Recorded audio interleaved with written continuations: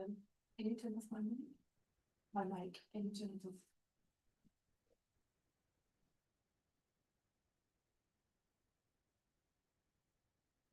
Can you turn off my mic? My mic, can you turn it off?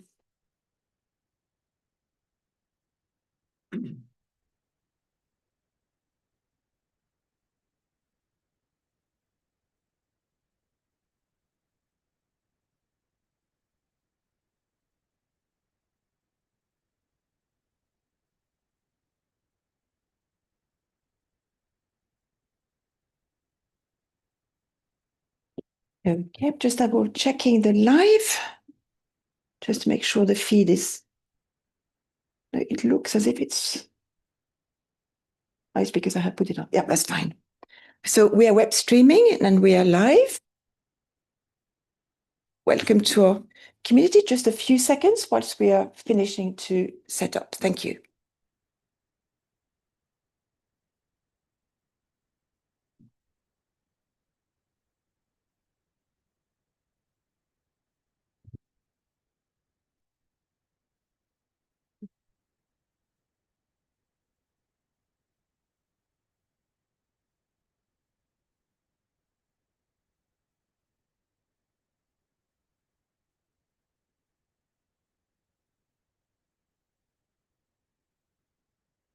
Welcome to our mock conference organized by students and staff at London Metropolitan University.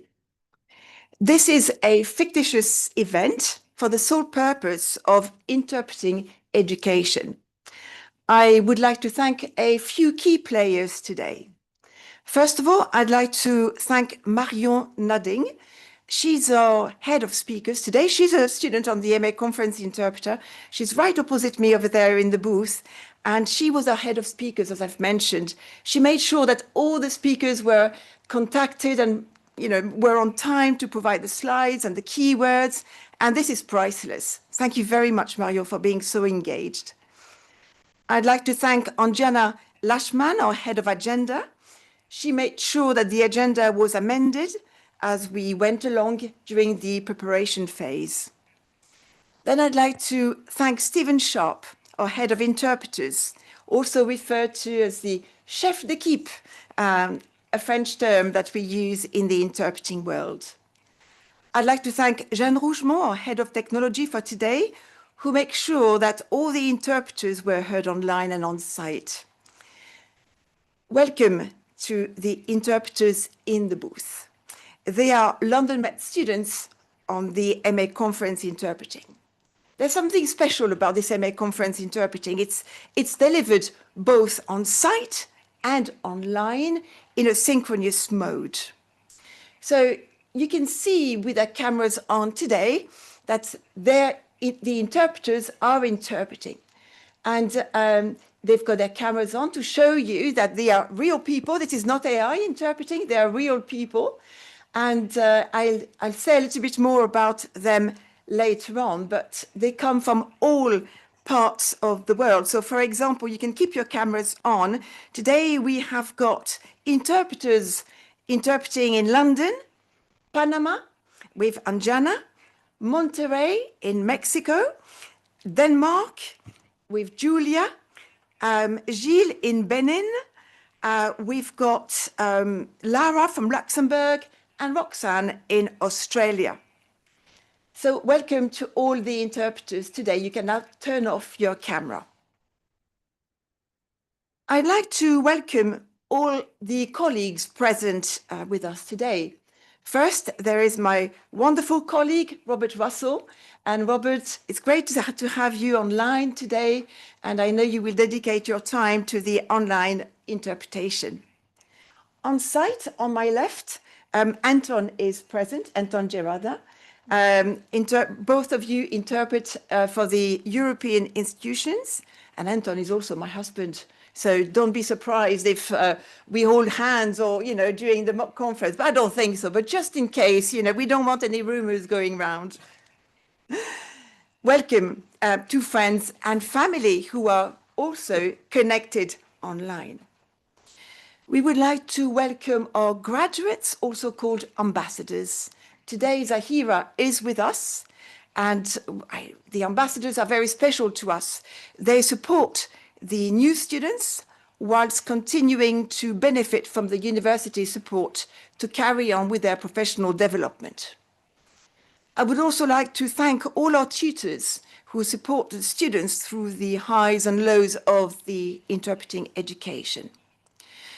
So that's a lot of people to thank, but I haven't thanked yet the most important people in the room, because without them, we wouldn't be here.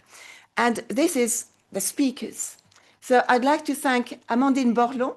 Amandine, from the Presence Group, you're connected from Luxembourg today, is that right? I'm home, so I'm from Liège, but otherwise, yeah, our office is in Luxembourg. Wonderful. So it's really wonderful to have you. It's even more wonderful than you think, because the Presence Group organizes European Works Council, interpretation for European Works Council, as one of your main activities. So you specialize in the European Works Council. So you can see that our event hopefully will be as authentic as possible. And then I would like to thank our speakers. They are sitting opposite me, and they are students here at London Met University. But you don't study interpreting. You study business management, if I'm not wrong. So perhaps I can give you the floor to introduce yourself. Maybe Imesh Anton, would you like to start and introduce yourself? What do you do at London Met?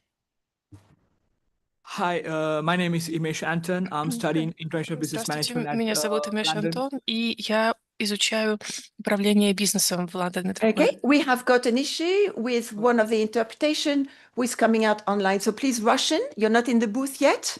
You need to wait. Thank you very much. Thank you. Yeah. Carry on.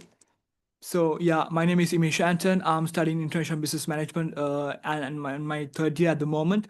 So I'm really excited to be a part of this conference, and thanks to Dr. Hemaksha, and thanks to you as well for giving this opportunity for us.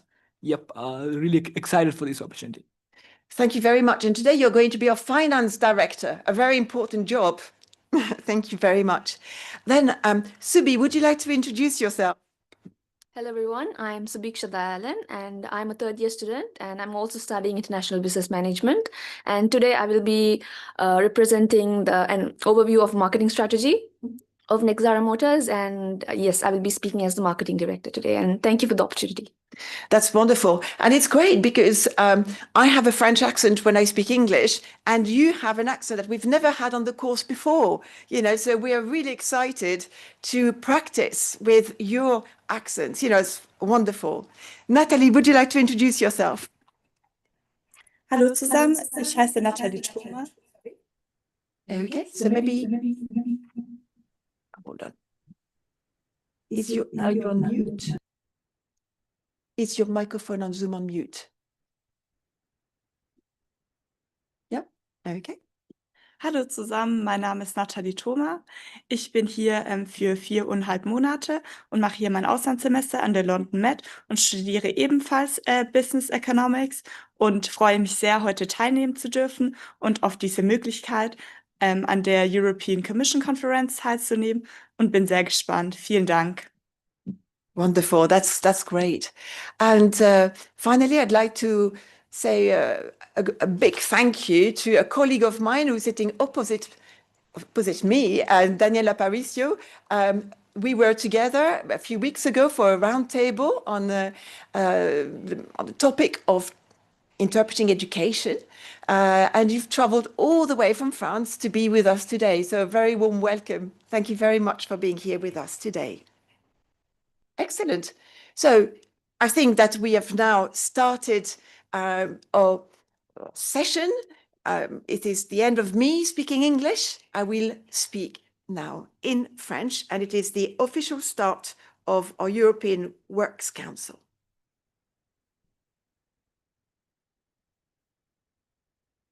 Chers amis, soyez les bienvenus. Vous me connaissez tous. Mais pour la procédure, eh bien, j'aimerais me présenter. Comme vous pouvez le voir sur mon... Alors, j'ai oublié le nom. Amandine me l'a donné. Le Porte-nom. Le porte-nom, j'ai l'habitude de le dire en anglais, the name tag, mais c'est le porte-nom. Donc mon porte-nom, vous pouvez voir mon nom et mon prénom, Daniel Dayer. Et aujourd'hui, je représente les travailleurs de notre société. Je parle français et j'ai évidemment la chance d'avoir une équipe d'interprètes hors pair aujourd'hui. Alors, si vous me le permettez, eh bien, j'aimerais donner le régime linguistique qui a lieu aujourd'hui en hybride. Nous avons une chance extraordinaire d'avoir une équipe d'interprètes en ligne ainsi qu'une équipe d'interprètes ici en présentiel. Alors, si vous me le permettez, j'aimerais vous donner les langues qui sont disponibles ici en présentiel. En présentiel, vous pouvez parler l'arabe, le polonais, l'anglais, l'allemand, le français, l'espagnol, l'italien et l'ukrainien. En ligne, vous pouvez parler l'arabe, le polonais, non, l'arabe seulement, pas le polonais. Vous pouvez parler l'anglais. L'allemand n'est pas disponible. Peut-être qu'il le sera cet après-midi. Nous avons eu un petit souci avec la cabine allemande. La cabine française n'est pas encore disponible. Elle le sera d'ici quelques instants, je pense. La cabine italienne est disponible en ligne également. Et puis, nous aurons dans quelques instants la cabine russe disponible en ligne également. L'espagnol est disponible en ligne, ainsi que l'ukrainien. Alors, j'aimerais apporter un petit bémol sur le fonctionnement des cabines qui sont en ligne. Il faut savoir que les interprètes travaillent en binôme et qu'un interprète, en général, n'interprète pas plus de 30 minutes.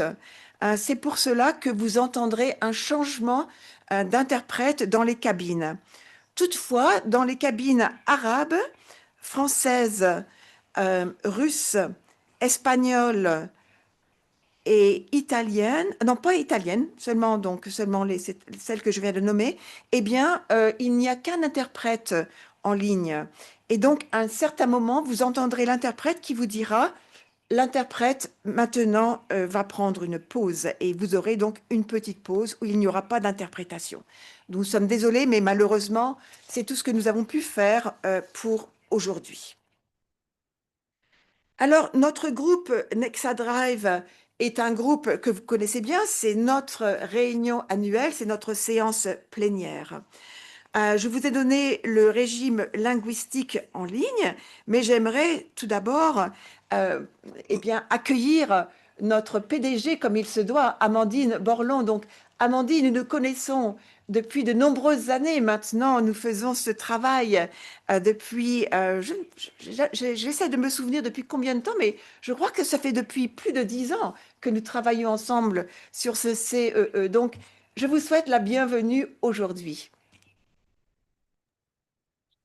Bonjour Daniel et bonjour aux membres du CE. Je me réjouis à nouveau de cette réunion plénière chaque année qui est très riche en dialogue et en échange. Donc, je me réjouis de notre réunion aujourd'hui.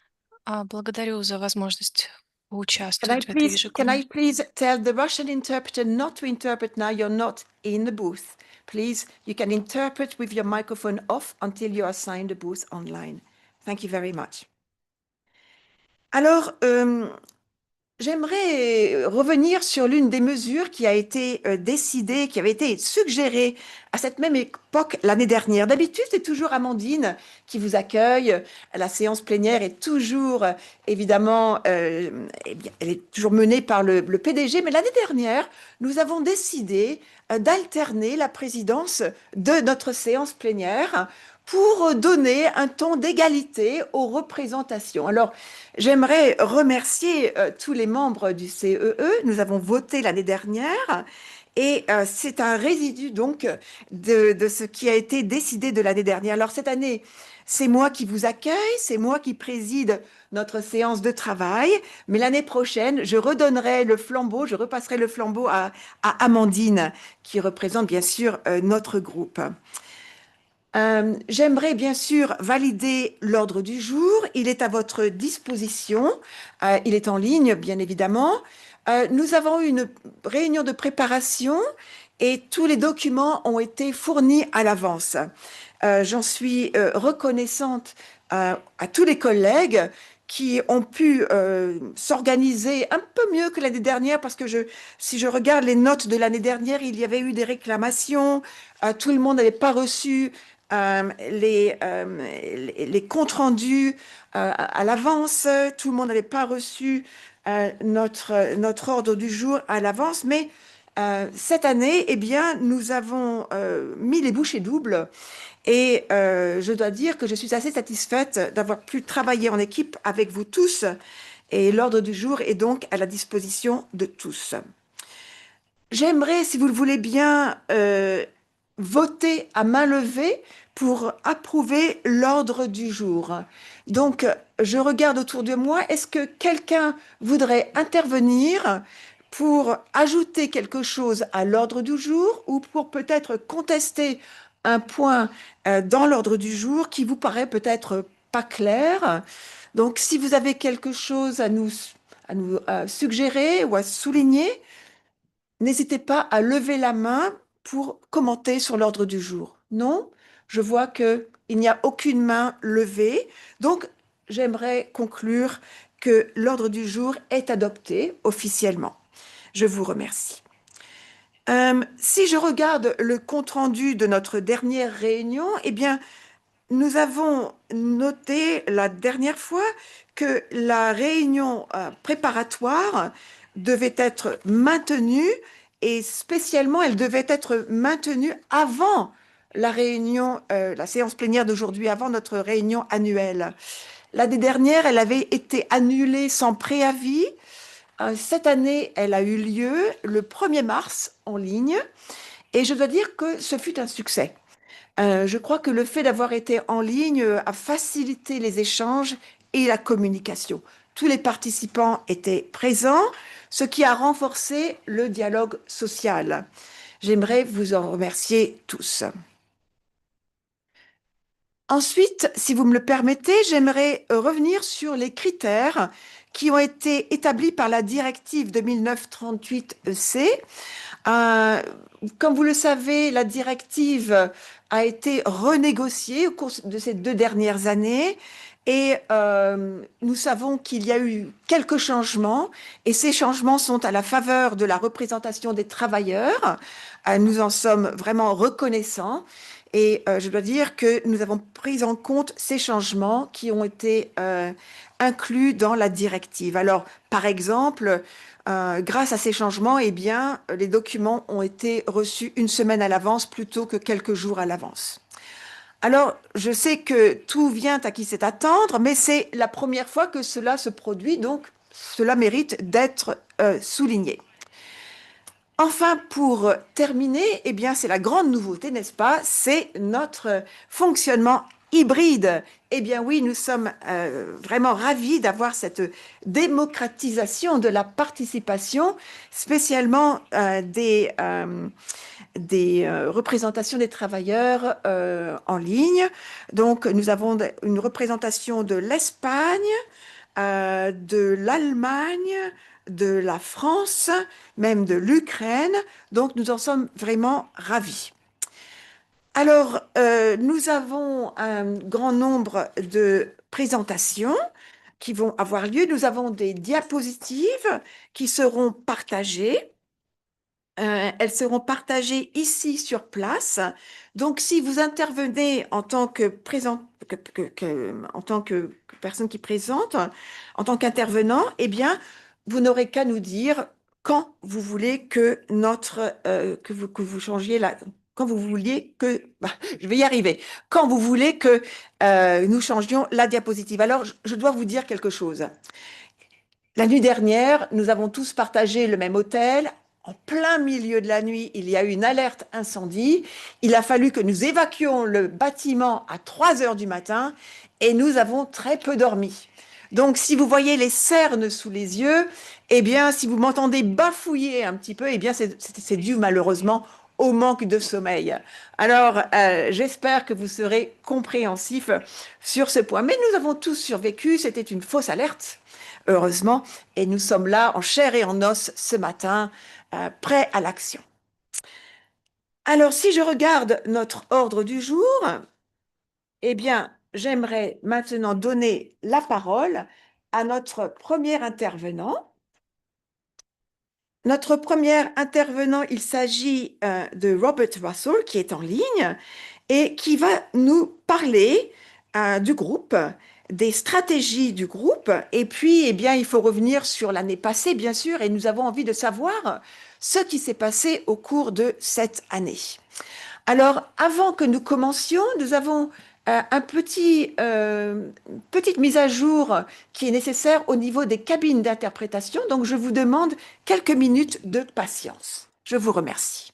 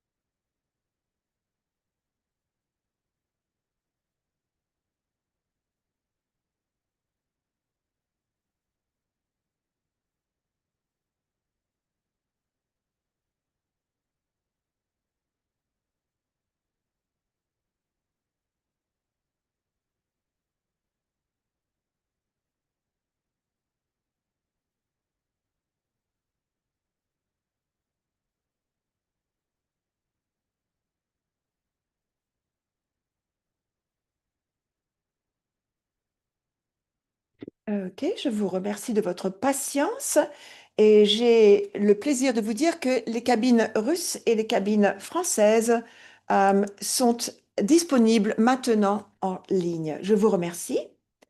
Allons maintenant partager notre écran.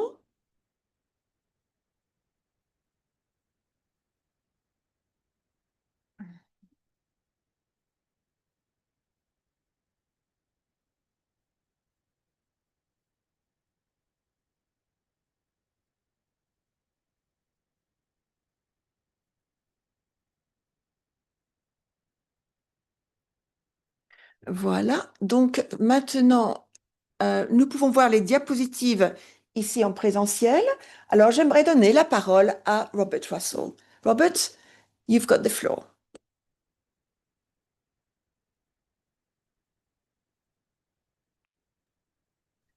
Thank you very much, Danielle, and good morning, everyone. Many thanks for inviting me to be here today. Actually, I should say that I'm filling in for my boss, Basir, who unfortunately was taken ill at the last moment, so he could not make it, but extends his apologies to everyone. But I can assure you that I have been briefed on all of the relevant information, and this isn't the first time that I've presented the company results at the European Works Council. And let me just say as well that it really is, for us at the management, a great pleasure to be meeting with representatives of the employees to talk about our company today. So without further ado, I will start my presentation then on the company results and our business performance at Nexadrive. Today, I'd like to give you a short overview of Nexadrive's business performance and our strategic priorities. What I'll try and do is keep it simple and focus on just three things. First of all, how the business has performed, how it performed in 2025, so the last financial year. And secondly, I'll look at what the reasons are behind that performance, the drivers of that performance. And then thirdly, I'll look at what this means for our factories, our industrial footprint, and for our workforce here in Europe. So let me start with the headline message, and this is quite straightforward. The company remains profitable and resilient, but I have to say that the environment is becoming more demanding, as I'm sure everyone can appreciate given recent events worldwide. We are trying to protect our margins, whilst at the same time advancing faster on electrification, on our software, and the flexibility that we need for our manufacturing. So overall, this is a story of solid performance, but also a story of transition. Next slide, please.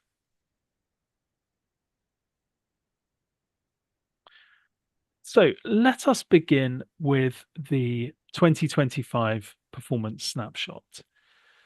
As you can see from the slide, revenue reached 148 billion euros for 2025, which is an increase, albeit a modest one, of 3% compared with the previous year. So on the surface, that is a positive result. It shows that the company is still benefiting from a strong positioning in the premium market, particularly, I have to say, in Europe and in North America. At the same time, our profits have come under some pressure. If you look at our earnings before interest and tax margin, the EBIT, you can see that that was 9.2%, which is down on the previous year. It's still a healthy level, but what it does is it tells us that our costs are rising and that the market is becoming more competitive.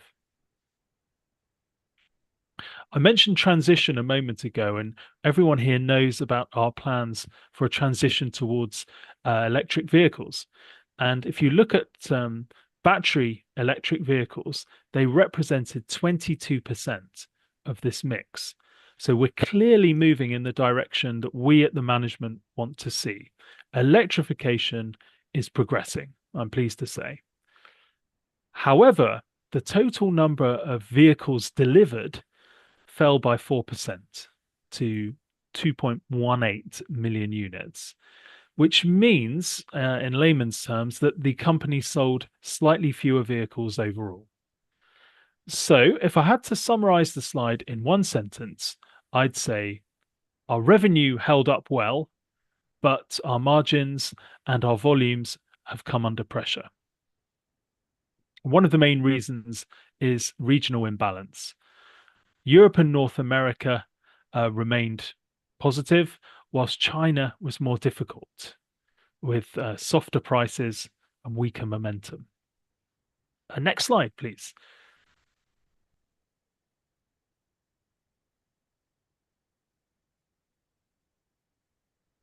Okay, so on to my next slide. This slide explains what was happening behind the numbers. I said before I wanted to talk about the drivers behind our performance. Now, on the positive side, there were some real strengths in our business. Vans, for instance, performed well in Europe. Our premium sector continued to do well and to support the brand. And also we've had solid contributions from after sales and our financing department. And by performing well, these areas have helped cushion the pressure that we felt from elsewhere. But there have been pressures from various different angles. For instance, prices. So price pressure in China, which had a direct effect on our profitability. The second issue that we've had is related to this transition towards electrification. When you launch new products, you have to develop them, and there's a cost inherent to this. So that was our second issue, the cost of launching new platforms. It requires a lot of investment up front. You have to invest in products, in battery systems, and in production processes. And in addition to that, our spending also increased on the software necessary for these vehicles. And at the same time, the labor costs rose as well. It's not a picture of a business in crisis. It's more of a picture of a business that is investing heavily and at the same time facing more and more competition.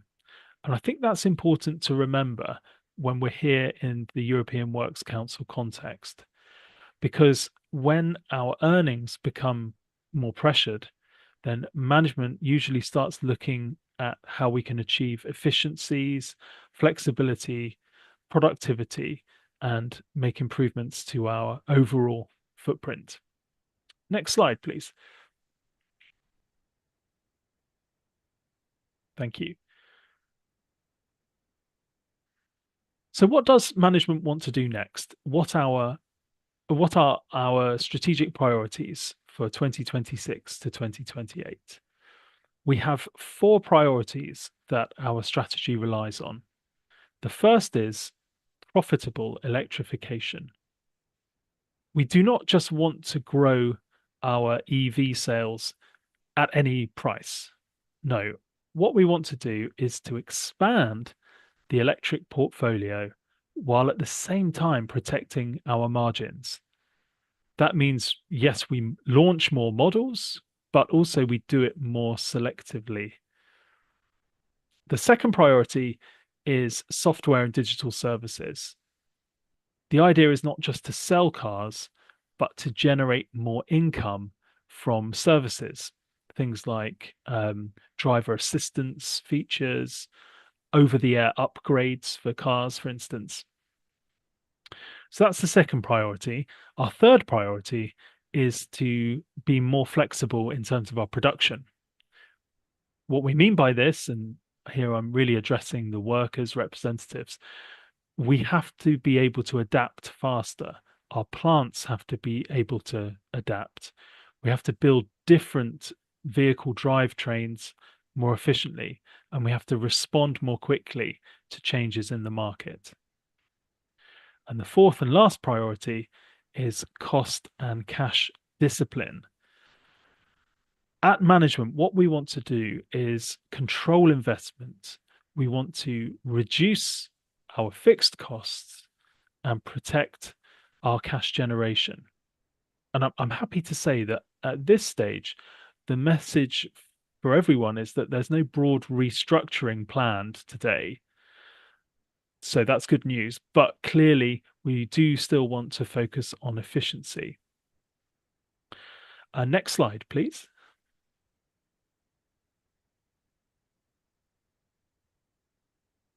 Thank you. Okay, onto the industrial footprint and agenda for our workforce. This is probably the slide that matters most for you at the EWC. Once we start putting our strategy into place, questions quickly arise. Things like, well, which production site gets which new model? What skills are needed? What happens to temporary labor? When does the consultation process start? And let me give you some of the details. In Germany, the plan is to allocate our next generation EV models to the German plant. That sounds positive, but it also means we've got to reskill lots of workers. According to the scenario, what we think is that approximately 2,800 workers will need to be reskilled. But as you can see on the slide, we're not planning any compulsory redundancies. Moving on, in Hungary, we're planning to ramp up production for small compact EVs. And there we're planning for around 1,200 new roles over 2 years. So we will require training for workers and new employees. In Spain, what we're hoping is that our production site there, which produces vans, we're hoping that they will move towards hybrid internal combustion and EV vehicles with more automation. And as for the legacy powertrain plants, so the ones producing petrol, diesel vehicles, the situation is more sensitive. As we will be producing fewer of these vehicles, this can create some uncertainty. And I think the key issues are how we redeploy people, what the future capacity is, and how much time employees will be given or will have to retrain.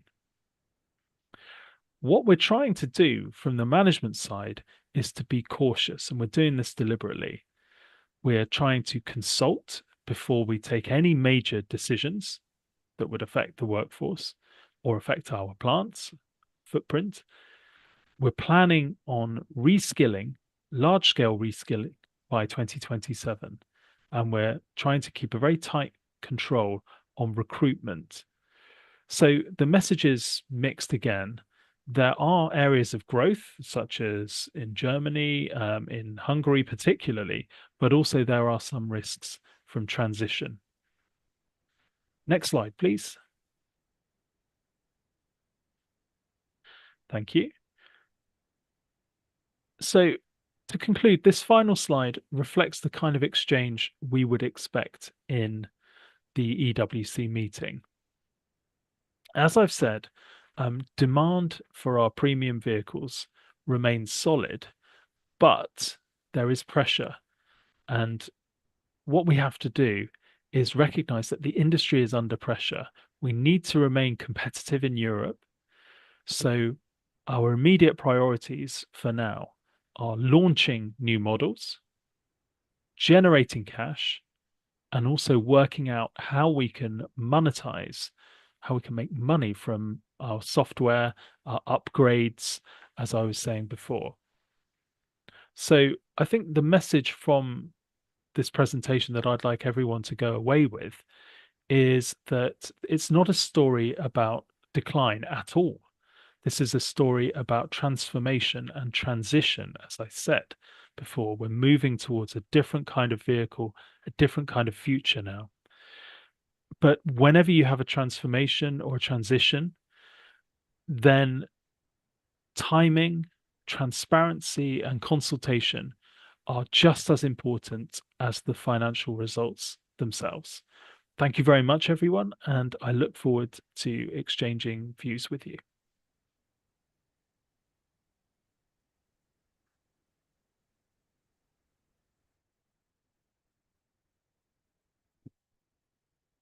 Je retiens le mot transparence, consultation. Ce sont de bonnes nouvelles et je suis ravie de commencer notre réunion par une ouverture d'esprit qui est évidente, une envie de travailler ensemble pour trouver des solutions. Et je vous remercie véritablement de donner le ton de notre réunion d'aujourd'hui. Une présentation simple, facile à comprendre, qui nous rassure sur l'avenir du groupe, mais qui nous permet quand même de noter certaines difficultés que nous devons surmonter. Vous avez mentionné la période de transition que je retiens tout particulièrement et comment nous devons nous adapter. Alors, je crois que nous sommes dans le vif du sujet et c'est pour cela que j'aimerais maintenant donner la parole à Nathalie. Vous allez vous représenter la directrice des ressources humaines, et je pense que après ce que nous venons d'entendre, nous avons besoin de vos lumières pour comprendre véritablement où nous allons au niveau des ressources humaines. Je vous donne la parole avec grand plaisir et pardon. Je vais d'abord mettre vos diapositives sur l'écran. Je vous remercie.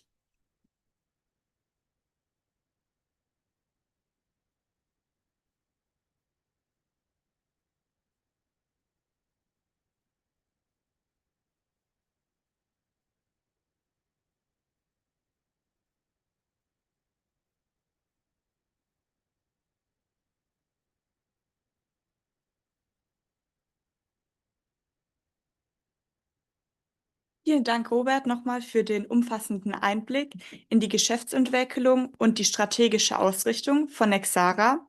Mein Name ist Nathalie Thoma und ich bin Head of Human Resources Europe bei Nexara Motors und in dieser Funktion verantworte ich heute die strategische Personalplanung sowie die Weiterentwicklung unserer Mitarbeitenden an unseren europäischen Standorten. Aufbauend auf den zuvor dargestellten geschäftlichen Entwicklungen möchte ich nun die Perspektive der Mitarbeitenden einbringen und aufzeigen, welche Auswirkungen die Transformation der Automobilindustrie auf unsere Belegschaft hat. Denn jede strategische Entscheidung im Unternehmen hat unmittelbare Auswirkungen auf unsere Mitarbeitenden. Next slide, please.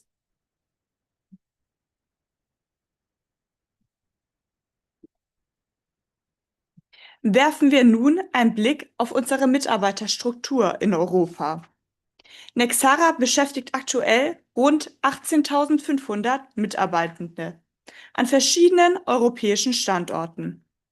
Deutschland stellt dabei mit etwa 6.200 Beschäftigten unseren größten Workforce-Standort dar. Weitere wichtige Beschäftigungszentren befinden sich in Polen, Spanien, Italien und weiteren.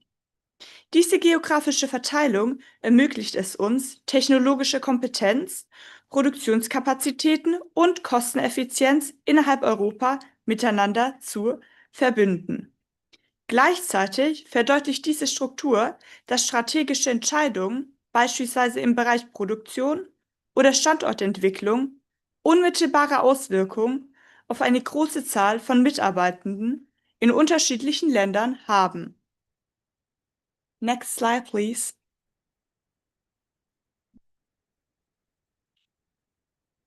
Neben der geografischen Verteilung ist auch die funktionale Zusammensetzung unserer Belegschaft von zentraler Bedeutung. Lassen Sie uns nun daher einen Blick auf die Struktur unserer Workforce nach Tätigkeitsbereichen werfen. Wie das Diagramm zeigt, arbeiten mit rund 72% der Großzahl unserer Mitarbeitenden im Produktionsbereich. Engineering sowie Forschung und Entwicklung machen etwa 18% unserer Workforce aus, während rund 10% auf administrative Funktionen entfallen. Diese Struktur ist typisch für ein industriell geprägtes Automobilunternehmen wie dieses und unterstreicht die zentrale Bedeutung unserer Produktionsstandorte für den Unternehmenserfolg. Gleichzeitig zeigt sie aber auch deutlich, dass die Transformation hin zur Elektromobilität und Digitalisierung erhebliche Auswirkungen auf einen großen Teil unserer Mitarbeitenden haben wird. Insbesondere im Produktionsbereich werden neue Qualifikationen erforderlich sein, während gleichzeitig der Bedarf an technischen und digitalen Kompetenzen weiterhin zunimmt. Next slide, please. Für uns steht fest, Workforce-Transformation wird eine der zentralen Managementaufgaben der kommenden Jahre. Die Automobilindustrie befindet sich derzeit in einer der tiefgreifenden Transformationen, die auch für Nexara Motors erhebliche Auswirkungen hat. Ein zentraler Treiber ist die Umstellung auf Elektromobilität. Diese verändert nicht nur die Produktionsstrategie, sondern auch die Anforderungen an Qualifikation und Beschäftigungsstrukturen innerhalb des Unternehmens. Gleichzeitig nimmt die Digitalisierung von Fahrzeugen und Produktionsprozessen weiter zu. Software, Kompetenzen und datenbasierte Arbeitsweisen gewinnen dadurch zunehmend an Bedeutung. Hinzu kommt eine fortschreitende Automatisierung der Produktion, die Effizienzsteigerung ermöglicht, aber gleichzeitig auch eine neue Anforderung an Umschulung und Weiterqualifizierung darstellt. Schließlich verschärft der globale Wettbewerb, insbesondere durch Marktteilnehmer und veränderte Nachfragebedingungen. Für uns als HR-Funktion bedeutet dies, dass wir den Wandel aktiv begleiten und sicherstellen müssen, dass unsere Mitarbeitenden die notwendigen Kompetenzen für die Zukunft entwickeln werden. Next slide, please. Derzeit beobachten wir eine schwankende Nachfrage nach Elektrofahrzeugen, was insbesondere für die Produktionsplanung und Beschäftigungsstrukturen eine Herausforderung darstellt. Gleichzeitig steigt die Produktionskosten und unter anderem durch die Energiepreise, Rohstoffkosten und Investitionen in neue Technologien. Hinzu kommen weiterhin Unsicherheiten in globalen Lieferketten, die unsere Planbarkeit und Effizienz beeinflussen. Parallel dazu nimmt der Innovationsdruck deutlich zu, da der Wettbewerb schneller neuere Technologien und digitale Lösungen auf den Markt bringt. Diese Entwicklungen zeigen klar, Unternehmen müssen nicht nur technologisch reagieren, sondern vor allem ihre Mitarbeitenden auf neue Anforderungen vorbereiten. Next slide, please. Damit komme ich nun zu den konkreten HR-Herausforderungen. Eine der größten Herausforderungen ist derzeit der zunehmende Fachkräftemangel, insbesondere in den Bereichen Softwareentwicklung sowie Batterie- und Elektrotechnologien. Der Wettbewerb um qualifizierte Talente hat sich in den vergangenen Jahren deutlich verschärft. Gleichzeitig verändert sich die Struktur vieler Tätigkeitsprofile. Während neue Kompetenzanforderungen entstehen, sehen sich Mitarbeitende in traditionellen Produktionsbereichen teilweise mit Unsicherheiten hinsichtlich ihrer zukünftigen Beschäftigungsperspektiven konfrontiert. Daraus resultiert ein deutlich steigender Bedarf an Weiterbildungs- und Umschulungsmaßnahmen, um unsere Belegschaft aktiv auf die zukünftigen Anforderungen vorzubereiten. Als HR-Funktion bedeutet dies für uns, den Wandel verantwortungsvoll zu gestalten und gleichzeitig die langfristige Wettbewerbsfähigkeit des Unternehmens wiederum zu sichern.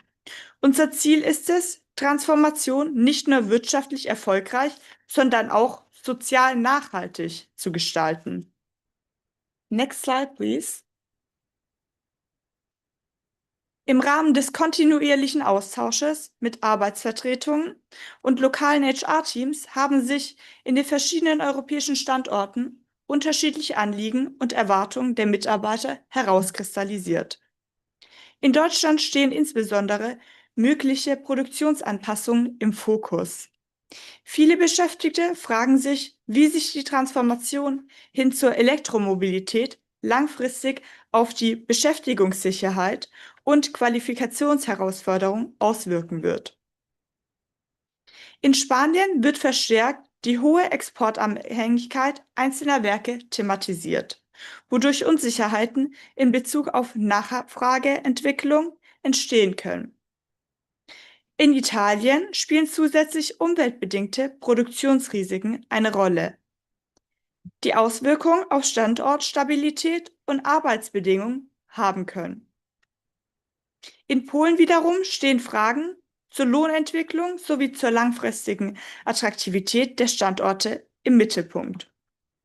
Diese unterschiedlichen Perspektiven zeigen, wie wichtig ein transparenter Dialog sowie länderspezifische angepasste Personalmaßnahmen wichtig sind. Next slide, please. Um den gerade eben beschriebenen Herausforderungen erfolgreich zu begegnen, verfolgt Nexara eine klare und zukunftsorientierte HR-Strategie, die auf 4 zentrale Prioritäten basiert. Erstens investieren wir gezielt in Qualifizierungs- und Umschulungsprogramme, um unsere Mitarbeitenden auf neue Technologien und veränderte Arbeitsanforderungen vorzubereiten. Insbesondere im Zuge der Elektromobilität gewinnt lebenslanges Lernen zunehmend an Bedeutung. Zweitens fördern wir interne Mobilität, indem wir Karrierepfade schaffen und Mitarbeitenden ermöglichen, innerhalb des Unternehmens neue Rollen zu übernehmen. Dies unterstützt sowohl die individuelle Entwicklung als auch unsere organisatorische Flexibilität. Drittens legen wir einen starken Fokus auf die Gewinnung neuer Talente, insbesondere in technischen und digitalen Schlüsselbereichen. Der Wettbewerb um qualifizierte Fachkräfte erfordert dabei innovative Recruiting-Strategien und eine attraktive Arbeitgeberpositionierung. Viertens stärken wir gezielt die Mitarbeiterbindung, indem wir moderne Arbeitsbedingungen Entwicklungsperspektiven sowie eine offene Unternehmenskultur fördern. Insgesamt verfolgen wir somit das Ziel, Transformation aktiv zu gestalten und unsere Belegschaft langfristig für die Zukunft zu sichern. Next slide, please. Ein zentraler Bestandteil unserer HR-Strategie ist die gezielte Weiterentwicklung unserer Mitarbeitenden. Nun werde ich erklären, was wir genau damit meinen. Im Rahmen unserer Skills-Transformation haben wir nämlich verschiedene Weiterbildungsprogramme eingeführt, die sich insbesondere auf die Zukunftstechnologien zentralisieren.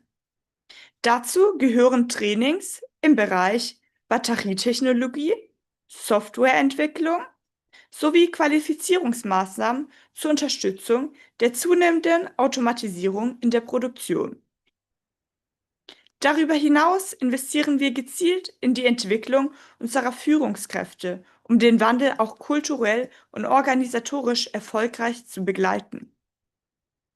Seit dem Jahr 2023 haben wir bereits rund 3.500 Mitarbeitende an entsprechenden Schulungsmaßnahmen teilgenommen lassen. Diese Initiativen tragen dazu bei, Beschäftigungsfähigkeiten zu sichern und gleichzeitig die Innovations- und Wettbewerbsfähigkeit von Nexara zu stärken. Qualifizierung ist für uns nicht nur eine Maßnahme, sondern eine langfristige strategische Instrumentschaft in unserer Belegschaft. Next slide, please. Ein weiterer zentraler Bestandteil unserer HR-Strategie, auf welchen ich nun näher eingehen möchte, ist die Stärkung der internen Mobilität, insbesondere mit Blick auf unseren Standort in Deutschland.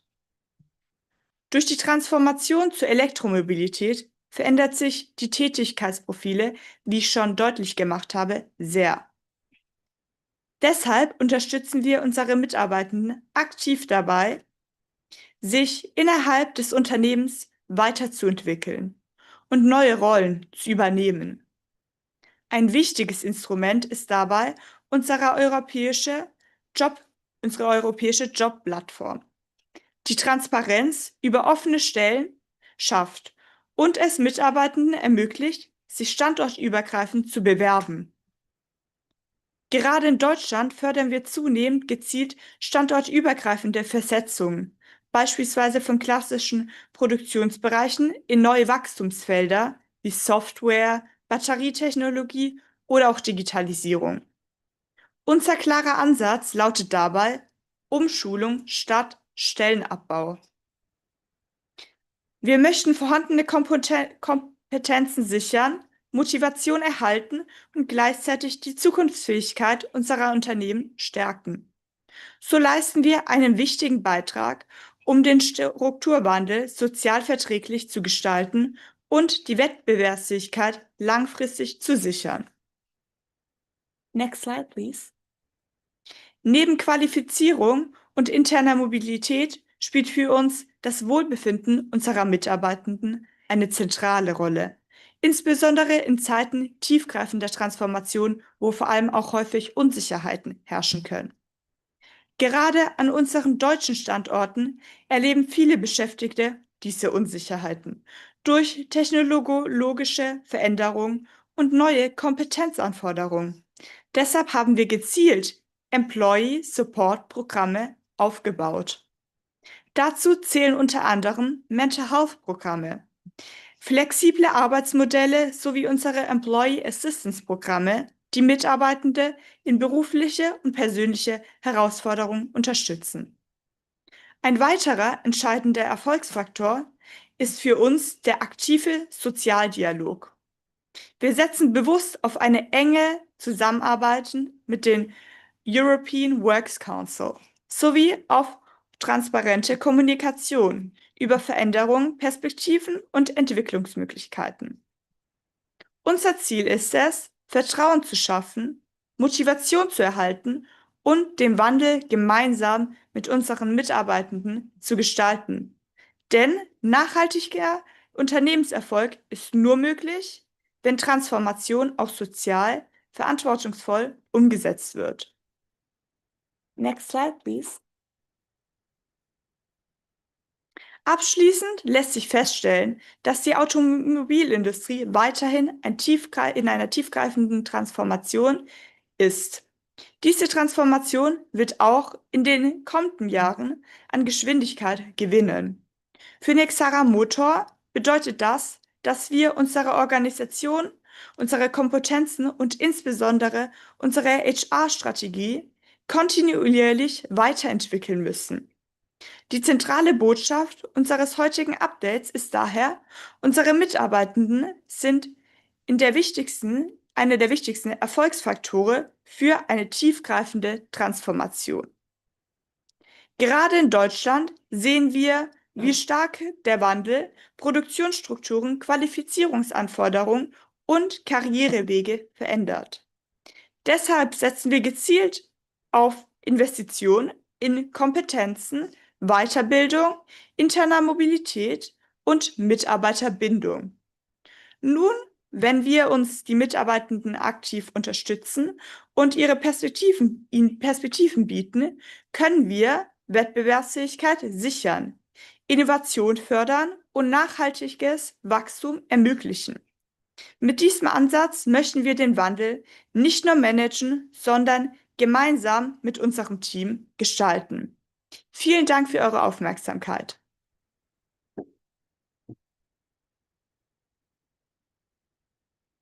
Je remercie donc notre chère Nathalie.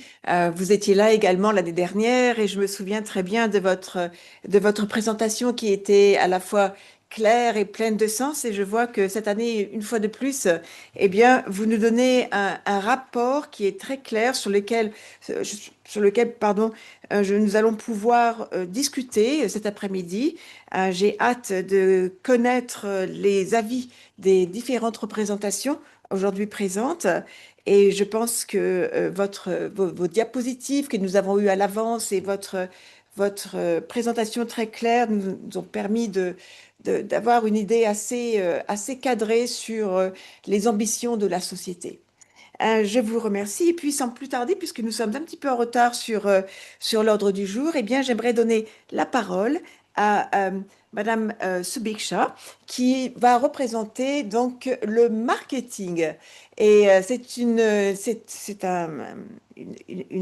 matière, une discipline tout à fait importante dans la société, puisque c'est grâce au marketing si nous pouvons vendre plus, consolider nos produits et nous faire connaître à travers le monde. Donc, j'ai hâte d'écouter votre présentation. Je pense que je ne suis pas la seule, d'ailleurs, ici aujourd'hui. Alors, donnez-moi quelques instants, je vais mettre vos diapositives sur l'écran et je suis à vous d'ici 30 secondes. Merci.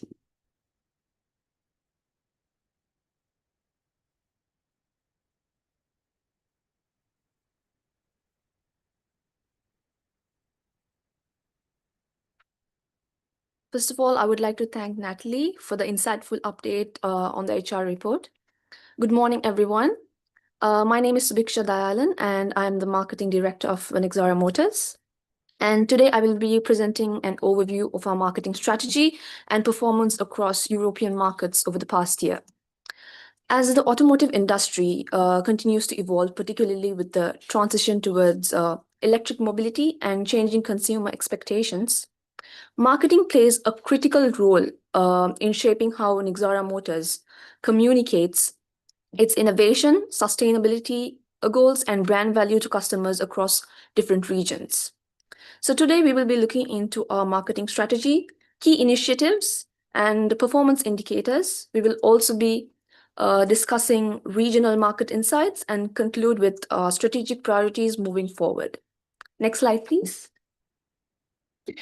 Nous avons un petit souci technique. Je ne peux pas partager vos diapositives. J'essaye, mais ça ne fonctionne pas. Alors, je me demandais si vous pouviez peut-être vous-même partager vos diapositives sur votre ordinateur. Ce serait possible?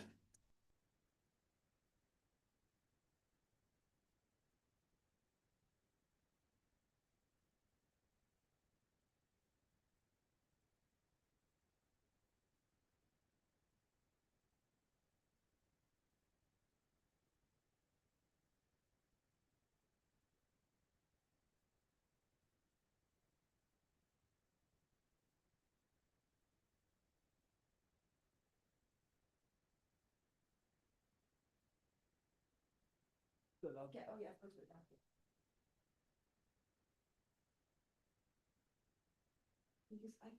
don't seem to be able to share. I don't know why the sharing is. It doesn't get content if you realize it.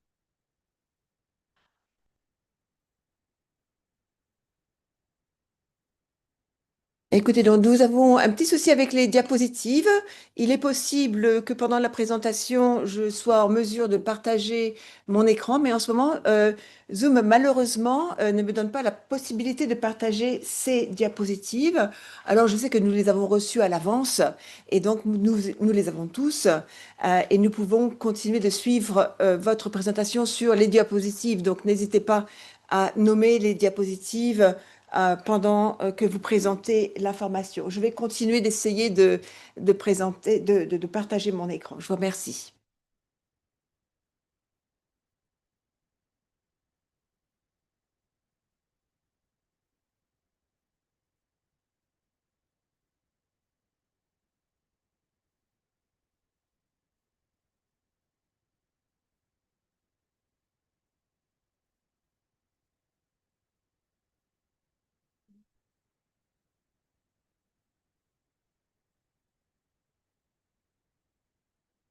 Please carry on.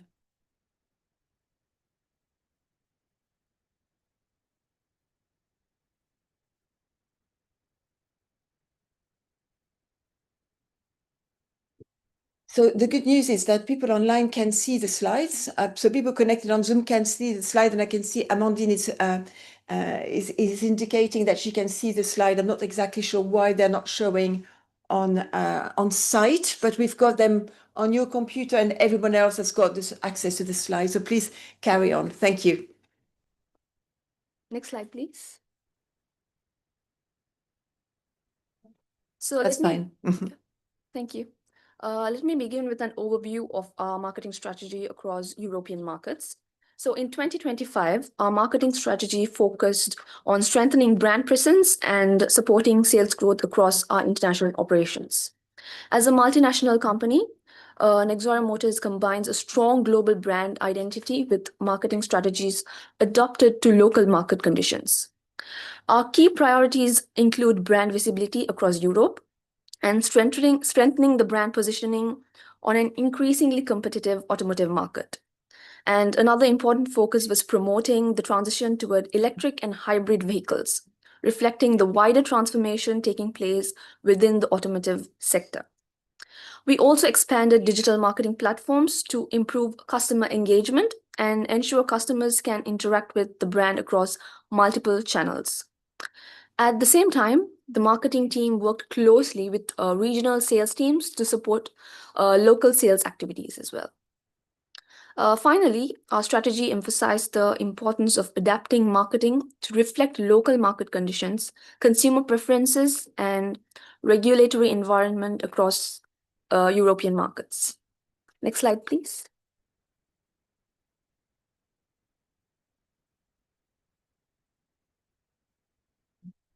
So moving on to some of the major marketing initiative implements over the past year.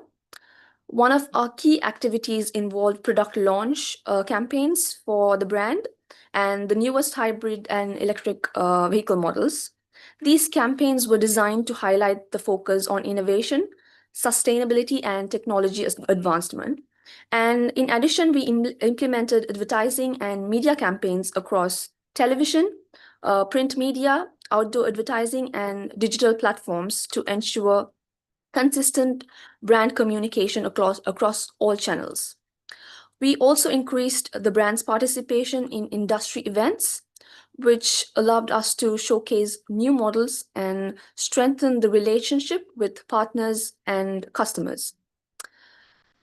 Another important focus was dealer and retail marketing, where we collaborated closely with regional dealerships to support local promotional activities. We also developed strategic partnerships with sustainability initiatives, reinforcing our brand's commitment to the future of sustainable transportation. Next slide, please. So turning now to our marketing performance overview. Over the past year, Nexara Motors' marketing initiatives have delivered measurable improvements across several key areas, particularly in brand visibility, customer engagement, and digital interaction. As you can see here, brand awareness increased by 22% across our main European markets, indicating that our campaigns have significantly strengthened recognition of the brand. We also saw a 15% improvement in positive brand image, which reflects growing consumer confidence in the company and its products. And in terms of digital engagement, website traffic increased by 38%, demonstrating a stronger online presence and greater customer interest in our vehicles. And at the same time, online vehicle inquiries increased by 31%, providing important support for our regional sales teams and dealership networks. And finally, social media engagement increased by 44%, showing that our customers are interacting more actively with our brand across various digital platforms.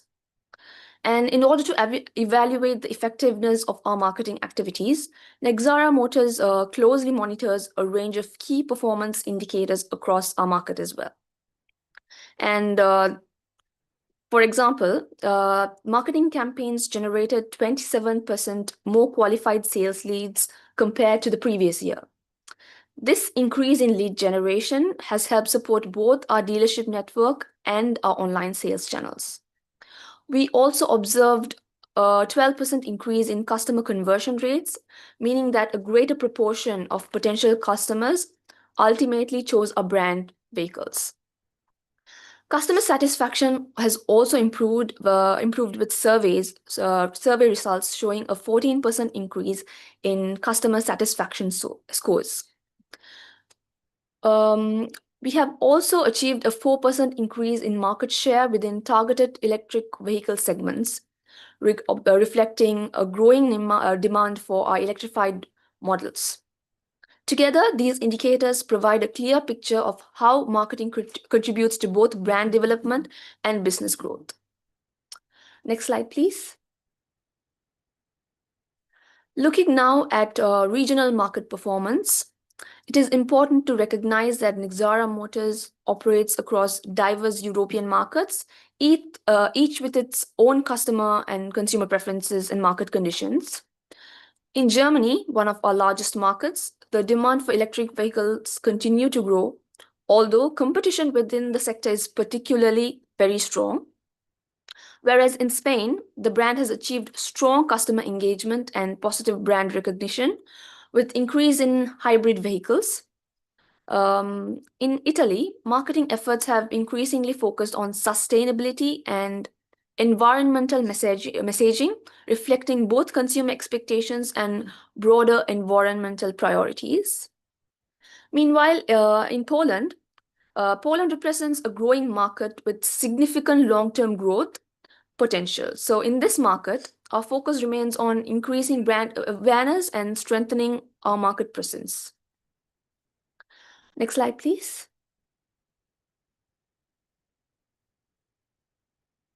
However, despite these positive developments, the automotive marketing environment continues to evolve rapidly, and it obviously presents several challenges.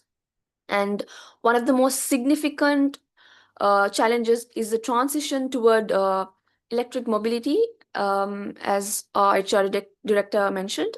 While demand for electric vehicles is increasing, many consumers still have concerns about infrastructure and vehicle range and affordability as well. And another important challenge relates to regulatory and sustainability pressures. Environmental regulations across Europe are becoming more stringent, as we all know, and it requires companies to communicate their sustainability commitments more clearly and transparently.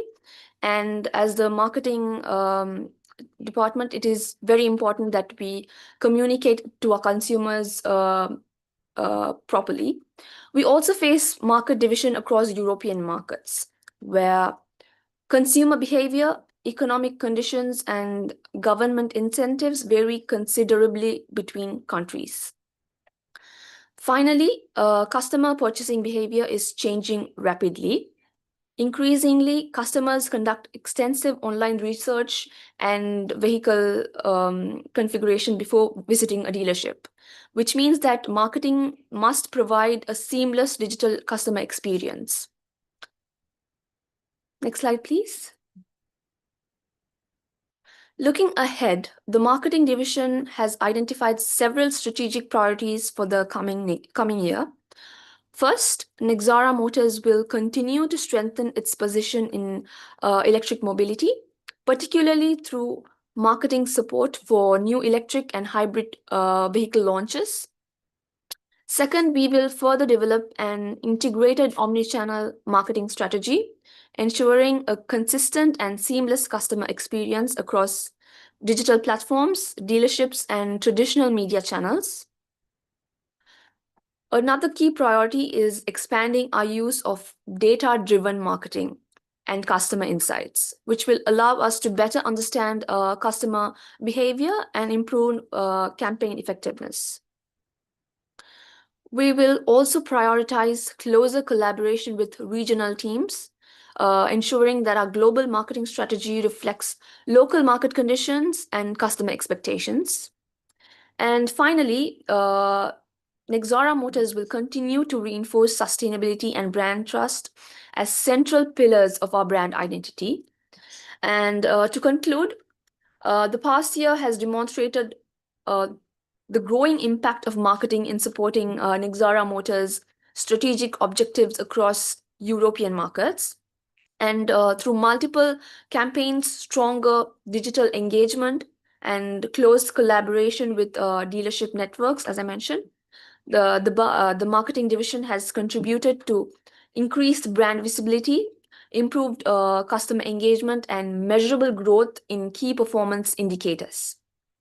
At the same time, the automotive sector is undergoing a significant transformation, particularly with the transition towards electric mobility and the rapid evolution of customer expectations. So looking ahead, Nexara Motors will continue to strengthen its marketing strategy, and we will be focusing on innovation, sustainability, and a better customer experience across all markets. And by aligning global brand strategy with market insights, we aim to reinforce our brand's position as a competitive and forward-looking automotive brand. Thank you very much. Je vous remercie de cette présentation. Alors, il y a beaucoup d'espoir. Vous nous avez donné beaucoup de pistes quant à l'avenir et je suis certaine que cela sera un sujet très intéressant pour notre discussion de cet après-midi. Nous sommes un petit peu en retard sur l'ordre du jour et j'aimerais sans plus tarder donner la parole à notre PDG, Amandine, qui est plus qu'une collègue maintenant, puisque nous nous connaissons depuis si longtemps. Et je dois dire que je suis ravie de lui donner la parole. Alors, Amandine, quelques instants, je mets votre présentation sur l'écran et vous pourrez donc... Je vais essayer de ne pas commettre la même erreur que pour la présentation précédente. Et voilà. Donc, vous avez vos diapositives en ligne et je vous donne la parole. C'est à vous. Merci Daniel. Comme chaque année, c'est un plaisir de parler au comité d'entreprise européen et j'ai la lourde responsabilité, comme chaque fois, de vous parler de ce qu'il se passe dans notre industrie et ce qui influence nos prises de décision au sein de la direction afin de tirer le meilleur de notre groupe et d'assurer un avenir pérenne pour nos activités. Alors, mes collègues très brillants ont déjà mentionné plusieurs aspects de nos activités. Plusieurs mots-clés sont ressortis: production plus flexible, plus agile, l'efficacité, le renforcement des compétences, la formation, la transition, la transformation. Et ma présentation ne fera pas exception, comme quoi au sein de la direction, il y a quand même une certaine cohérence et pertinence. Et donc, je vais également reprendre plusieurs de ces termes, vous le verrez. Diapositive suivante.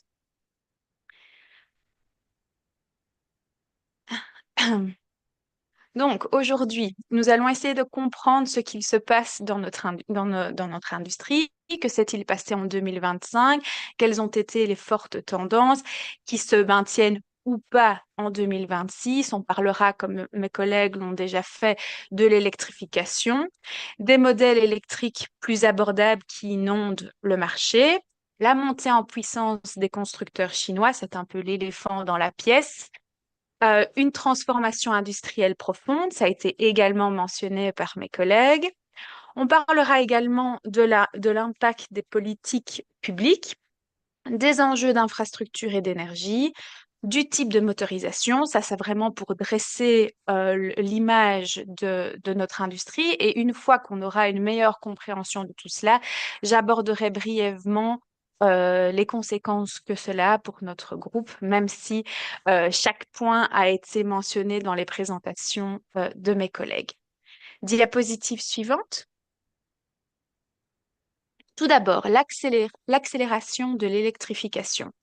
Donc, on a constaté en 2025 que les ventes des voitures électriques ont augmenté, ont fortement progressé. Par exemple, une augmentation de 30% en 2025, ce qui représente 17% des parts de marché, au sein de l'Union européenne. Cette tendance de 2025 a tendance à se maintenir en 2026. Comme je le disais, la tendance se confirme, hein, donc l'électrique monte encore en puissance et le moteur thermique recule nettement. Cependant, en 2026, on constate que la croissance est plus modérée qu'avant, étant donné qu'on observe que notre marché est beaucoup plus mature. Donc l'électrique continue à augmenter, oui, on constate une croissance, mais qui a tendance à se stabiliser légèrement. La transition est donc bel et bien en cours, mais est moins explosive qu'auparavant. Diapositive suivante.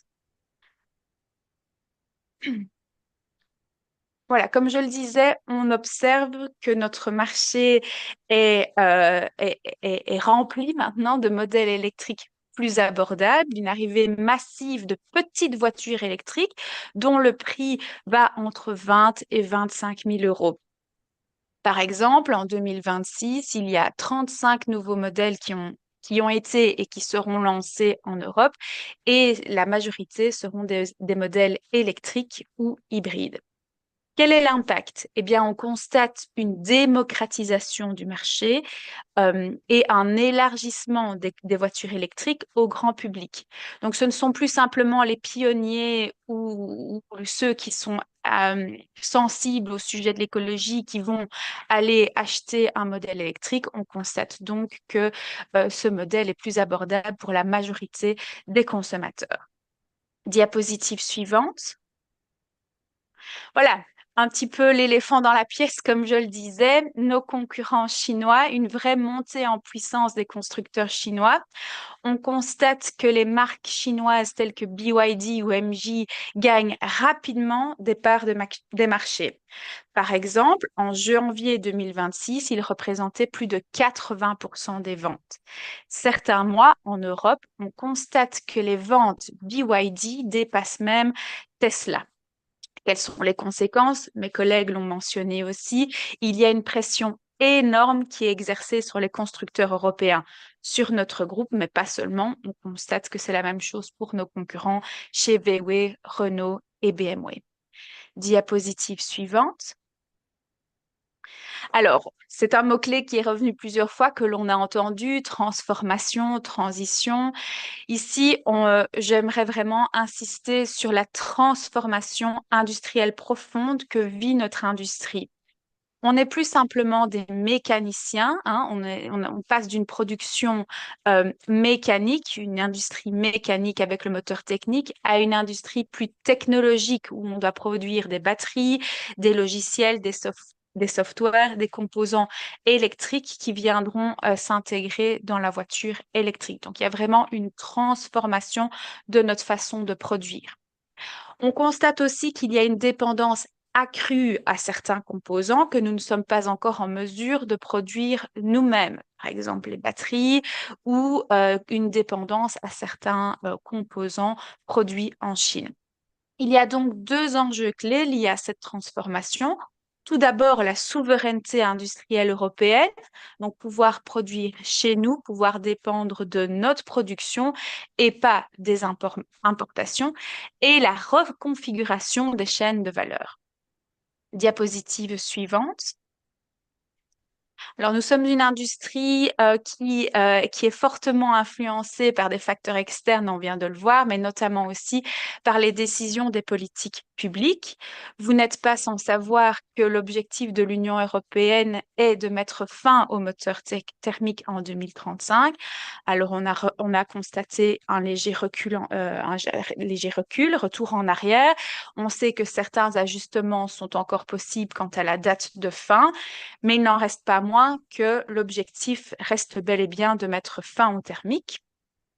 Et les ventes dépendent fortement des subventions décidées par chaque État, donc d'aider le consommateur à se procurer une voiture électrique. Des zones à faible émission qui sont décrétées dans certaines grandes villes, que ce soit Bruxelles, Paris, etc. Si Bruxelles devient une zone à faible émission, les Bruxellois auront tendance à se tourner vers le modèle électrique, ce qui a un impact sur les ventes. Et notamment, les ventes dépendent aussi des infrastructures de recharge. Quel est le résultat de tout cela? Eh bien, notre marché est très dépendant des décisions politiques, comme je viens de le dire et comme je viens de le montrer via quelques exemples.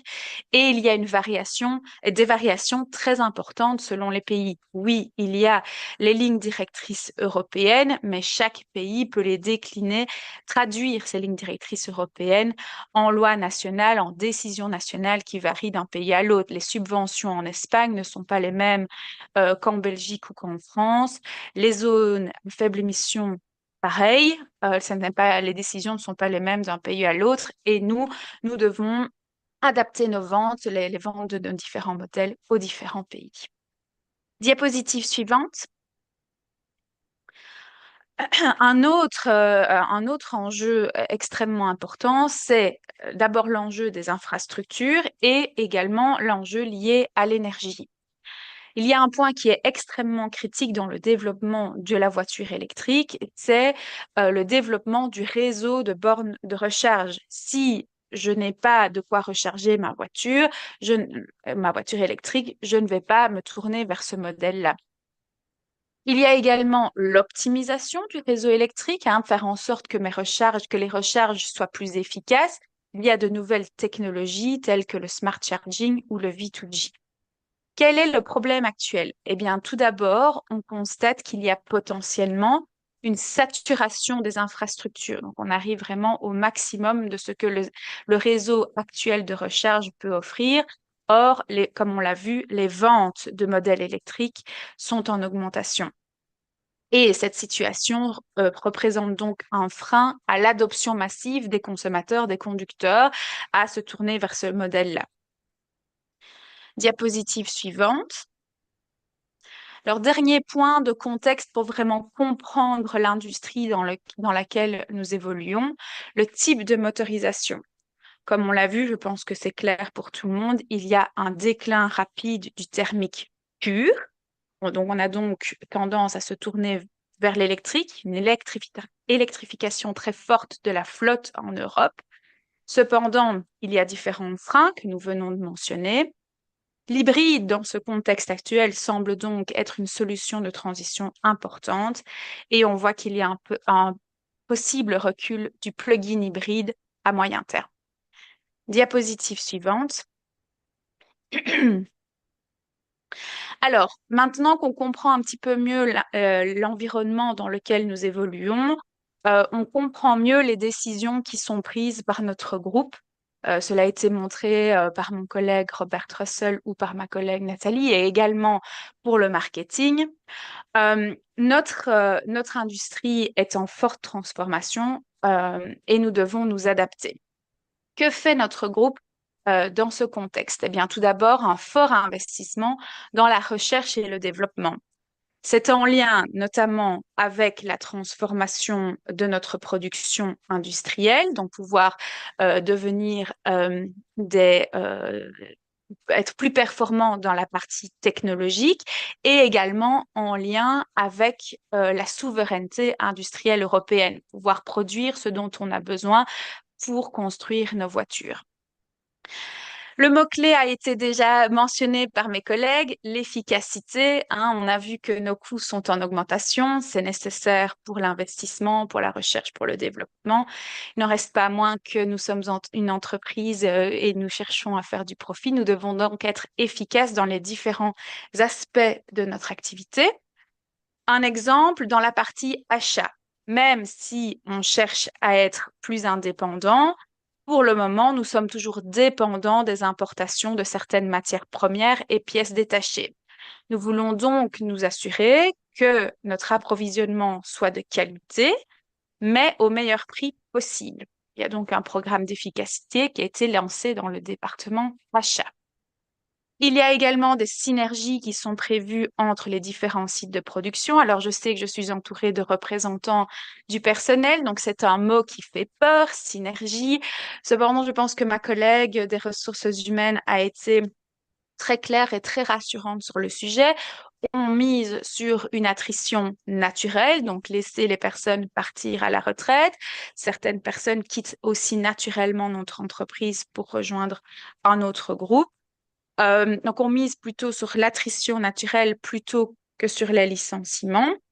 Et on s'assure donc aussi de former notre personnel pour pouvoir s'adapter à cette production qui change. Un autre point important aussi, c'est adapter les commandes à la production aux commandes pour pouvoir éviter les stocks.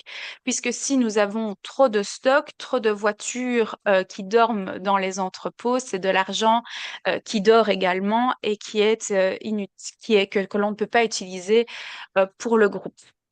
Alors, il y a 2 points que j'aimerais également mentionner qui sont, selon moi, des initiatives prometteuses. Tout d'abord, l'utilisation de l'IA pour la formation de nos commerciaux. Je pense que ça a été très bien exposé dans la présentation marketing. On mise vraiment sur notre image de marque et on voit que nos commerciaux doivent également s'adapter et avec des technologies telles que l'IA, en prenant une simple photo, de voir comment nos véhicules sont présentés chez les concessionnaires, et ben cela nous permet d'avoir un fort impact sur les ventes, savoir comment nos produits, nos modèles doivent être présentés chez nos concessionnaires. Donc ça, c'est une très chouette initiative qui vaut la peine d'être mentionnée. Alors, je vois qu'il y a eu une coquille dans ma présentation. Je voulais dire automatisation et pas autonomisation. Donc, c'est l'automatisation et la modernisation de notre production.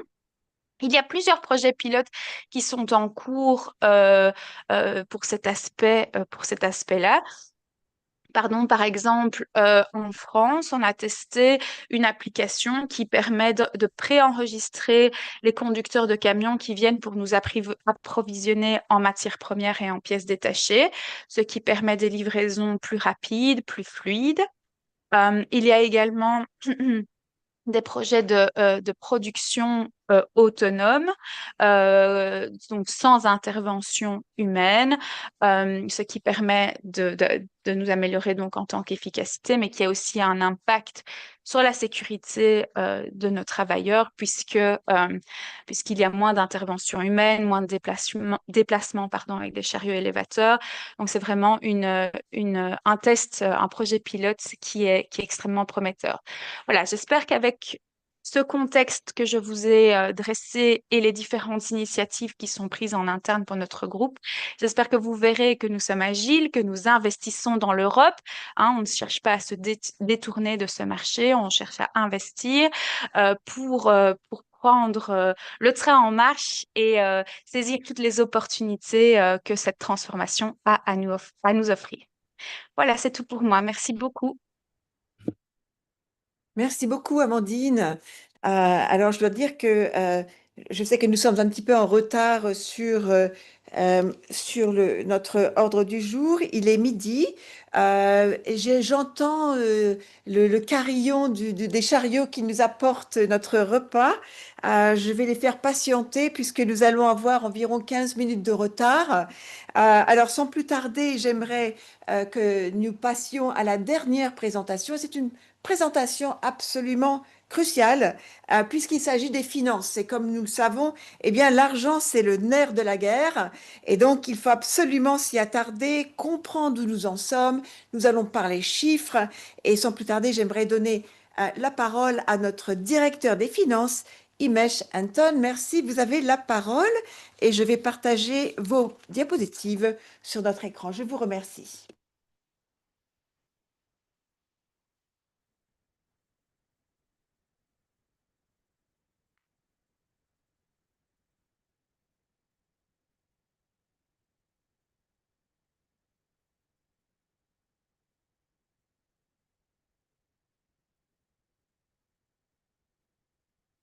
Thank you so much. My name is Imesh Anton, the Finance Director of Nexera Motors.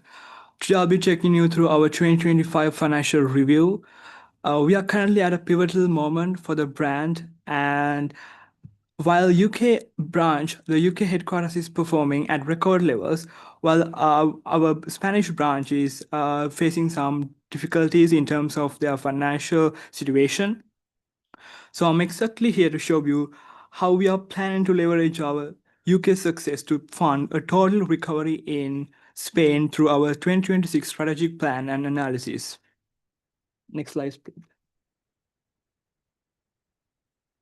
So in order to show you what I'm going to demonstrate in this presentation, I have divided my presentation into 6 parts. So starting with the executive summary, which I highlight the financial performance, the key financial performance of the both markets in the UK and Spain, following by the UK operations, how they have performed over the years. And next, I'm moving to Spain operation, how their sales have been declining over the years. And next, I'm planning to give a solid comparison about the UK and Spain in terms of their sales, market share, and revenues. And the next is the most important part, which is our strategic recovery plan, especially for the Spain, because in my slide, I'll be explaining why their sales have gone down and what are the solution and what are the possible options and that we're planning to implement. And the last but not the least, one of the most important things that the expected outcomes, the results we are hoping to achieve at the end of 2026. Next slide, please. So as you can see, overall, the Nexera Motors is performing absolutely well and their figures are really, really healthy. So as you can see, the total revenue in 2025, it was 4.2 billion in total, and it's a 2.3 increase from their 2024 figures. And in 2025, they managed to hit 142K total in their total sales, and while maintaining the operating margin at 8.4. So if you see the bigger picture, as I mentioned before, Nexera Motors is doing absolutely well thanks to the UK market, because UK contribution is 78% from their group revenue. And when you put your focus on the Spain contribution, actually it's quite underperforming at the moment, because their contribution only is at 22% because of many reasons, especially in terms of they're having a decline in their sales. Next slide, please. So if I start focusing on the UK operation, they have a steady growth. Because in 2022, they had recorded 85.2K units, and that number went up to 110.8 by the end of 2025. That's a massive growth. It's about 30% growth in terms of their sales. And even in 2023, they recorded 94.7, and also in 2024, it's 100. 3.5. And in terms of the revenue, they recorded 2.4 billion in total revenue in 2022, and it went up to 2.78 in 2023, and we managed to hit 3 billion achievement in 2022, in 2024, which is one of our biggest achievements in terms of our financial situation. And also in 2025, we managed to increase our numbers further. So it's a 33% growth since our 2022 figures. So there are quite a few factors that I need to mention for our success, especially in the UK market. So one of the main reason is that our EV leadership, because EV sales have gone up by 42% for the past couple of years, and also our premium focus. We have shifted our premium focus towards SUVs and luxury sedan segments. That's another key important factor, and also efficiency. We managed to reduce the cost by 12% via automation, and also our broad dealer network across the country. We have well above 85 locations, and our customer satisfaction is 94%. Next slide, please.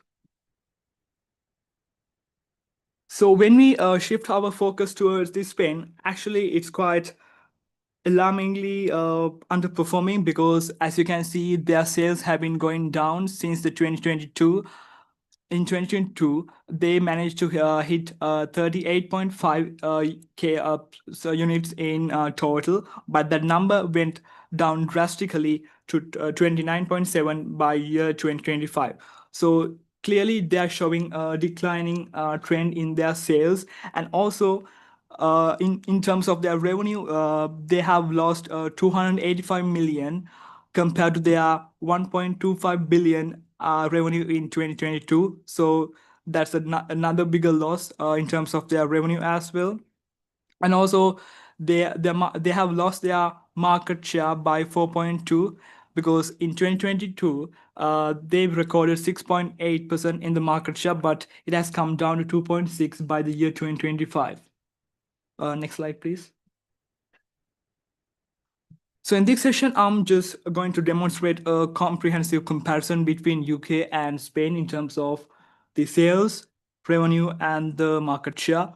As you can see, I mean, it's easy to understand that UK is clearly leading the chart by a big margins in terms of sales and, of course, the revenues, because UK recorded 110.8k sales in last year, while Spain managed to hit only 29.7k. So there's a massive gap between these two. And also in terms of the revenue, UK is contributing heavily to our total revenue, because they recorded 3.28 billion in last year, while Spain managed to achieve only 965 million in the total revenue. So there's clearly a gap between these two as well. And even like in terms of the market share, United Kingdom holds a bigger market share compared to Spain, because they have a market share of 8.2 in by the year 2025, while Spain has only 2.6 in their market. Next slide, please.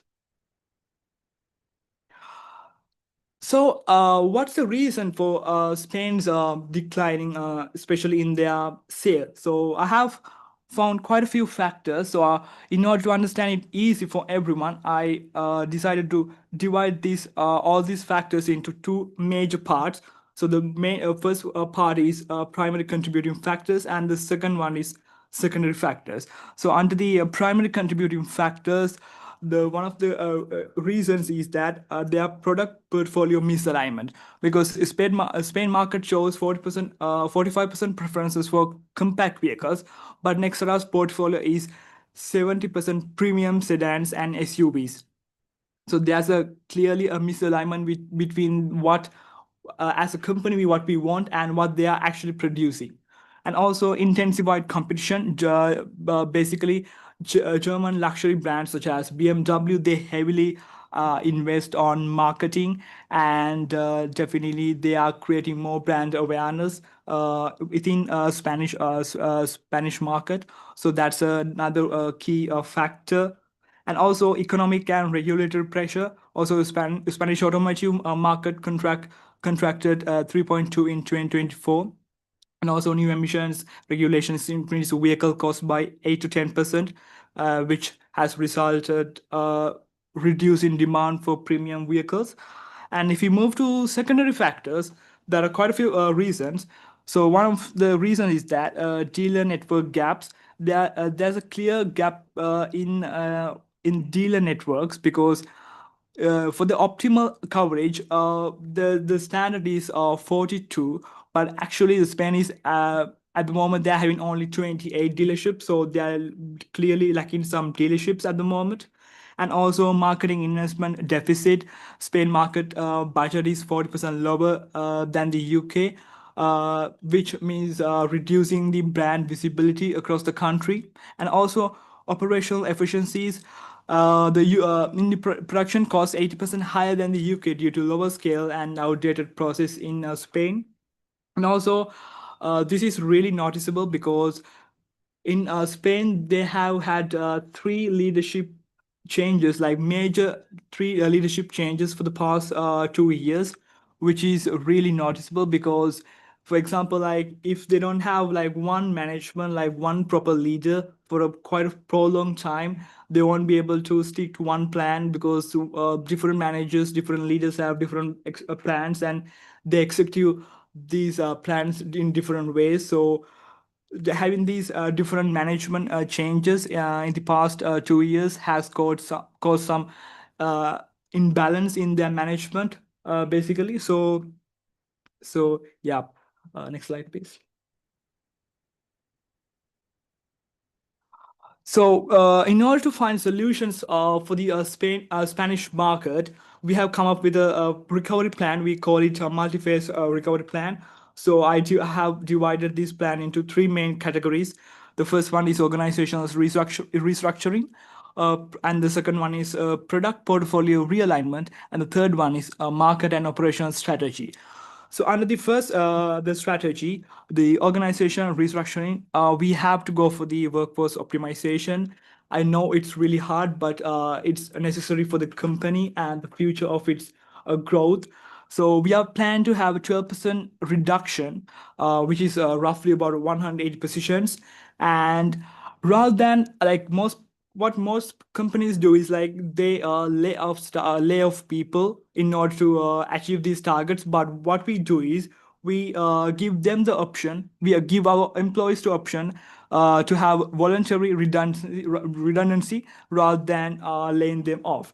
So I think that's a positive side from our company. And also leadership stabilization is we plan to appoint a permanent country director with 5-year contract deal. So we need to make sure like we have a proper leadership, and that is going to happen. And even like in order to make the proper decision, we need to have the right leader for quite a few years, because that way we can know what we are going to achieve in the next couple of years.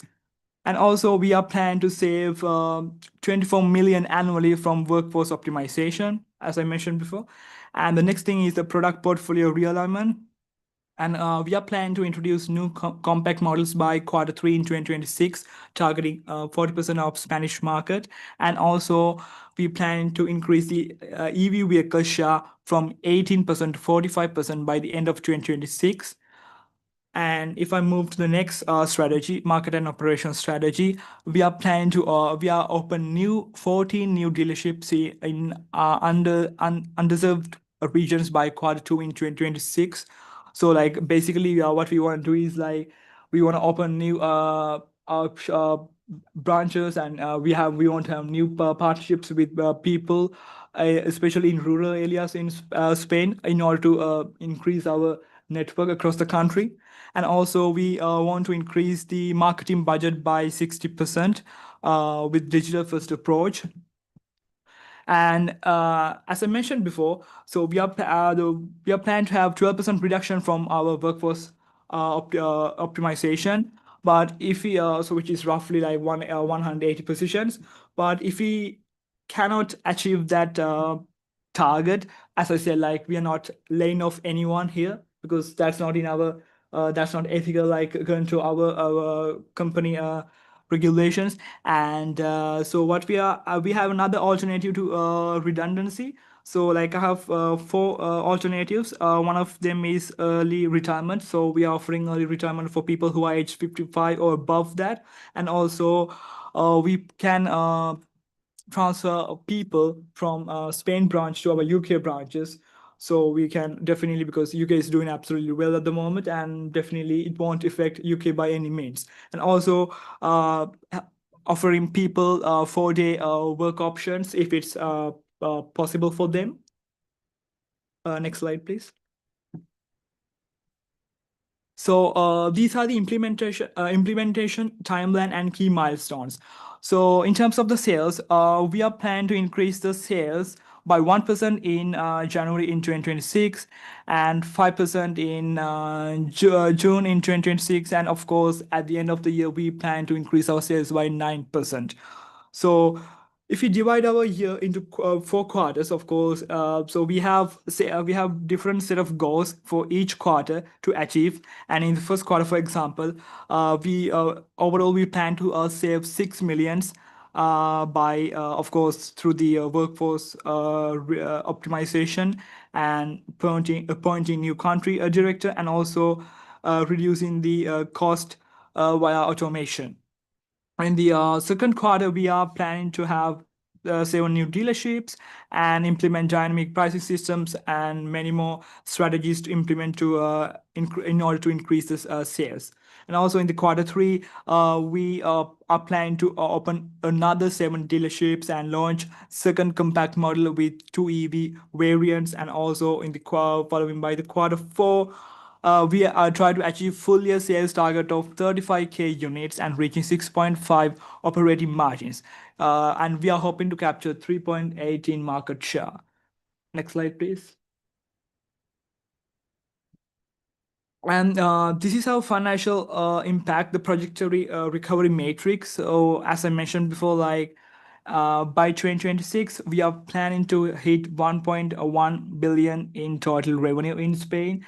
And we want to increase that number further in 2027, which is at about 1.3 billion, and 2028 it's going to be 1.4 billion, and at the end of 2029 we are hoping to have 1.5 billion in total revenue in Spain.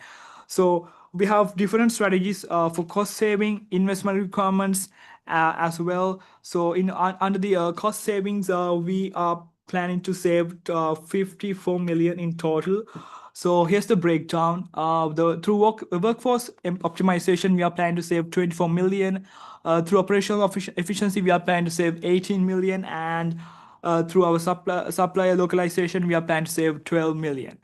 And for that, we are seeking 100 million investment to achieve all these goals for this. And this 100 million is a breakdown. New product development, we are planning to spend 45 million, and to expand our dealer network across the country, we are planning to invest 28 million. And also in order to create the awareness and brand image, we are planning to spend 18 million, and also for the technology another 9 million. Next slide, please. So to sum up my presentation, as I mentioned, spoke before, UK operation remains strong and steady. So they are doing absolutely well, and they're contributing to the total revenue of our company for the past couple of years. And also it's quite noticeable. Spain's demonstrate, they indicate a declining trend in their sales. And also I mentioned what we are going to do to find solutions in order to fix their problems within their country. And also we are expecting a full recovery by the quarter 4 in 2026. And also, and further, like after achieving all these goals by the end of 2026, we are further planning to set specific goals for our sustainable growth and create more brand awareness among our customers in 2027. So that's it for my presentation. Thank you.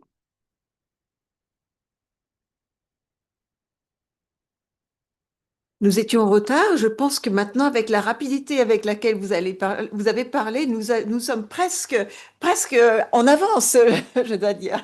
Bravo à vous. Je crois que le personnel de la cuisine sera ravi de nous voir arriver sans aucun retard. Je pense que les interprètes auront peut-être une opinion différente de la rapidité avec laquelle vous avez parlé, mais je dois dire que c'était très efficace. Grâce à vos diapositives très claires, nous avons pu suivre la courbe des chiffres et voir exactement ce que vous vouliez nous expliquer.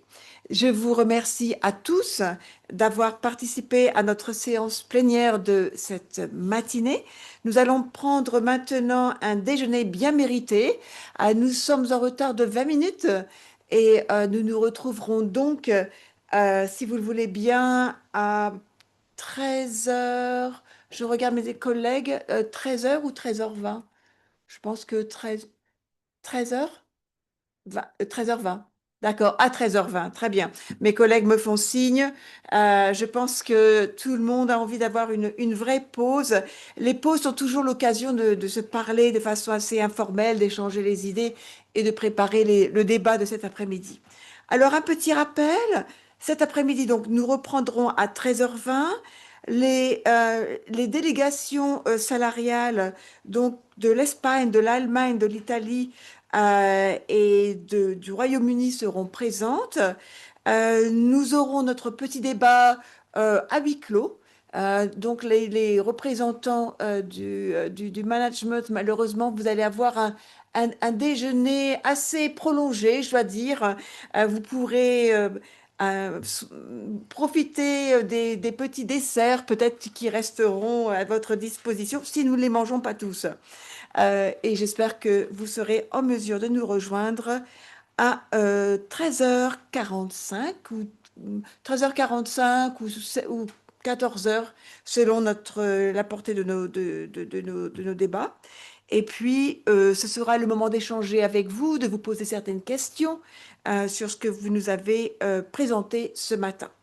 Voilà, nous avons tous faim. Alors, sans plus tarder, je vous propose de faire notre pause déjeuner. Nous allons maintenant interrompre notre transmission en ligne et nous reprendrons à 13h20. Je vous remercie.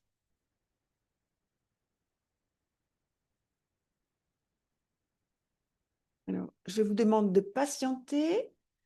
Hop.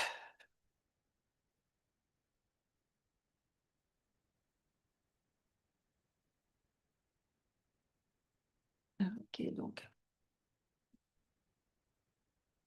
On y est presque. Alors, voilà. Stream.